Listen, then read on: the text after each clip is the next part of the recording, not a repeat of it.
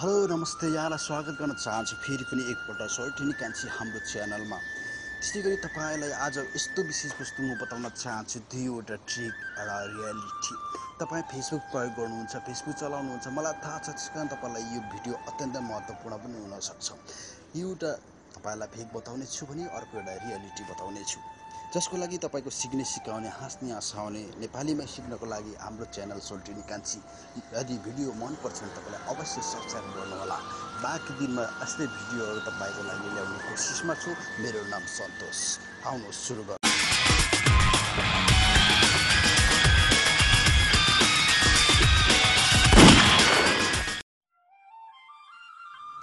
र जसको लागि ओपन गर्नुहोस् तपाईँको फेसबुक। म यो ओपन गर्छु मेरो फेसबुक। तपाईँले यसलाई तपाईँको मोबाइलबाट पनि गर्न सक्नुहुन्छ सजिलोसँग। र मेरो फेसबुक ओपन हुने क्रममा छ। यो मेरो फेबुलस भर्जनमा है, म नर्मल भर्जनमा लान्छु फेसबुकलाई सर्वप्रथम। त्यसपछि म तपाईँलाई देखाउन चाहन्छु के हुनेछ, के गरिन्छ भन्ने कुरा।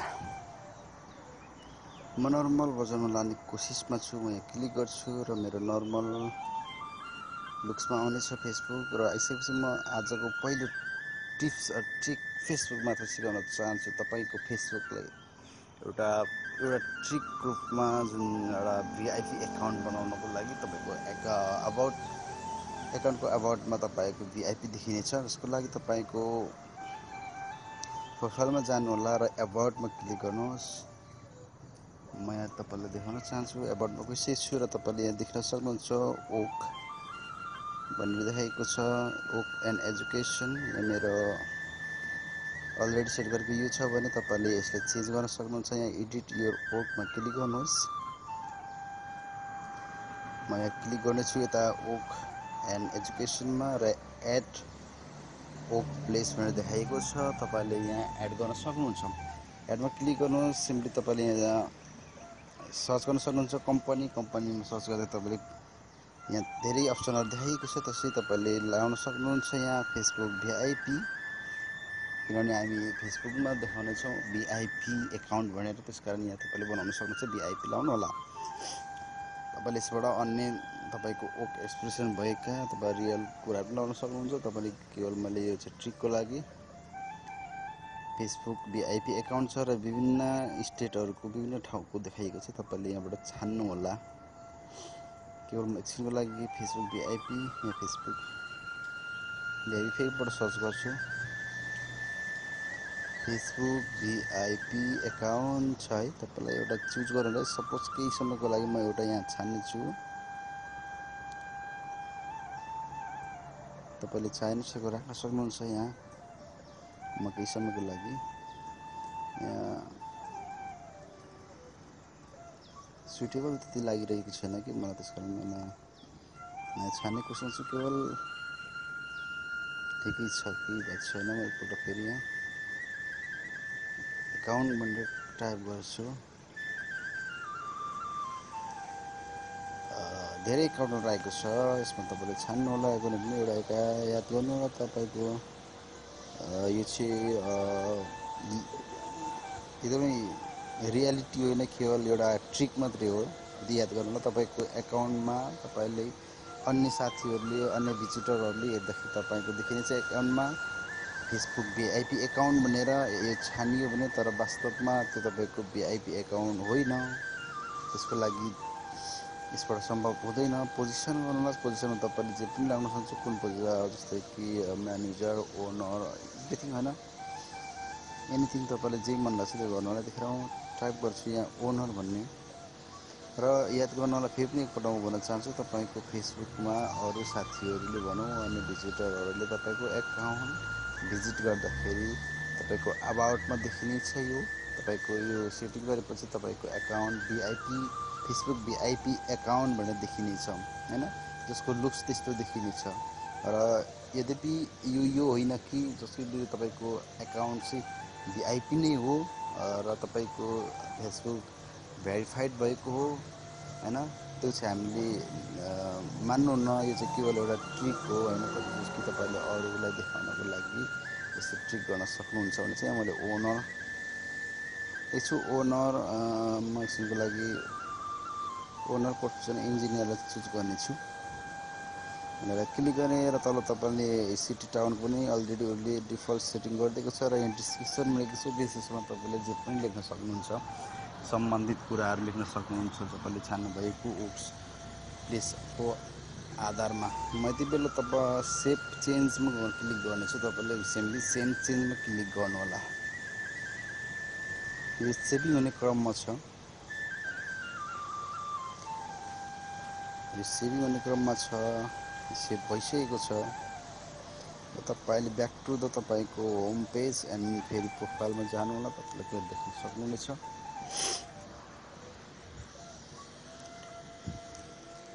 र म गएँ होम पेजमा र मेरो एकाउन्टलाई क्लिक गर्ने, प्रोफाइललाई तपाईँले यहाँ देख्न सक्नुहुन्छ। यहाँ मेरो अलरेडी धेरै नै भइसकेको कारण मैले यहाँ देखिनँ अहिले। यद्यपि पनि तपाईँ हामीले यहाँ एबाउटमा क्लिक गऱ्यो भने यो अभियसली देखिनेछ।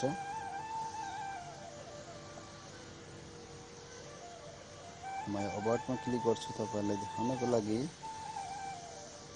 यहाँ देख्नुभएको छ तपाईँले ओक एड भनेर देखाइएको छ। यहाँ फेसबुक भिआइपी भनेर देखाइएको छ। यसरी तपाईँले सिम्पली सेटिङ गर्न सक्नुहुन्छ तपाईँ हाम्रो एकाउन्टमा फेसबुक भिआइपी देखाउनको लागि।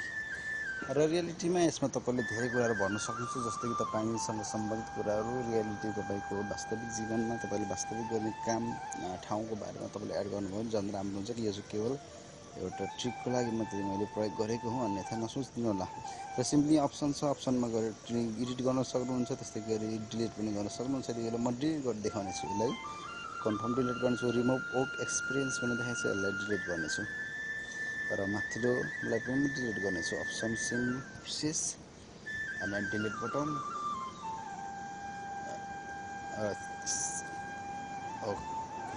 गर्नेछु। यो डिलिट भइसकेको छ। तपाईँले यसरी सिम्पली चाहिँ सेटिङ गर्न सक्नुहुन्छ, डिलिट गर्छु। म अर्को ट्रिक सिकाउन चाहन्छु तपाईँलाई, जसको लागि सेटिङमा जानु होला। यो चाहिँ एकदमै महत्त्वपूर्ण हुन्छ। यसरी रियालिटी पनि हो है। सेटिङमा जानु होला, एकदम यो काम लाग्न सक्छ तपाईँलाई। रियालिटी तपाईँको फेसबुक ह्याक भएको छ कि छैन भनेर देखाउनको लागि पनि सेटिङमा जानुहुन्छ। यहाँ जेनेरल देखाएको छ होइन। यहाँ विभिन्न किसिमको तपाईँले सेटिङ गर्न सक्नुहुन्छ। केवल आज चाहिँ म तपाईँलाई नोटिफिकेसनको बारेमा देखाउन चाहन्छु। यदि तपाईँको एकाउन्टमा तपाईँ आफूले अथवा अरू कसैले कुनै ठाउँबाट र कुनै पनि डिभाइसबाट, मोबाइल अथवा कम्प्युटरबाट तपाईँको लगइन गरेमा तपाईँलाई नोटिफिकेसन आउनेछ, कुन ठाउँबाट कुन मोबाइलबाट गरेर। यहाँ जानु होला सेक्युरिटीमा। सेक्युरिटीपछि लगइन अलर्ट भन्ने देखाएको छ। यसमा सिधा यता दाहिनेपट्टि आएर तपाईँले एडिट देख्न सक्नुहुन्छ।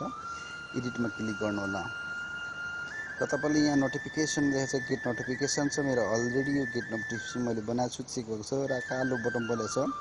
तपाईँको बलेको छैन भने यसलाई क्लिक गर्नु होला। त्यस्तै गरी तल देखाएको छ इमेल देखाएको छ। तपाईँले इमेल अथवा फोन नम्बर यो पनि तपाईँले गर्न सक्नुहुन्छ, अथवा अदर फोन नम्बर इमेल तपाईँले चेन्ज गर्न सक्नुहुन्छ।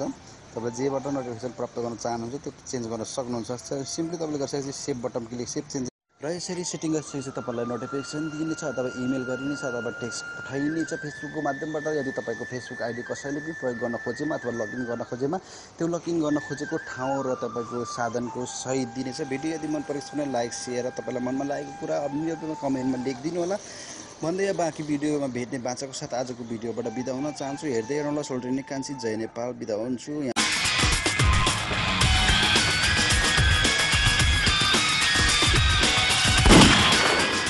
भिडियो पक्कै पनि यहाँलाई मन परेको हुनुपर्छ। मन परेको छ भने लाइक, सेयर, त्यस्तै गरी आफ्नो मनमा लागेको कुरा कमेन्टमा लेख्न सक्नुहुनेछ। र बाँकी भिडियोमा भेट्ने बाचाको साथमा यहाँको सामुबाट बिदा हुन चाहन्छौँ। यहाँको दिन सुखमय बितोस्। जय नेपाल।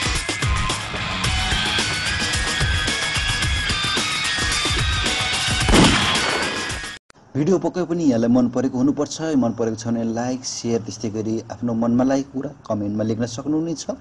र बाँकी भिडियोमा भेट्ने बाचाको साथमा यहाँको सामुबाट बिदा हुन चाहन्छौँ। यहाँको दिन सुखमय बितोस्। जय नेपाल।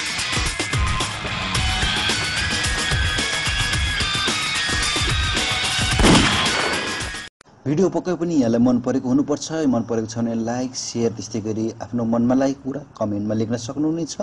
र बाँकी भिडियोमा भेट्ने बाचाको साथमा यहाँको सामुबाट बिदा हुन चाहन्छौँ। यहाँको दिन सुखमय बितोस्। जय नेपाल।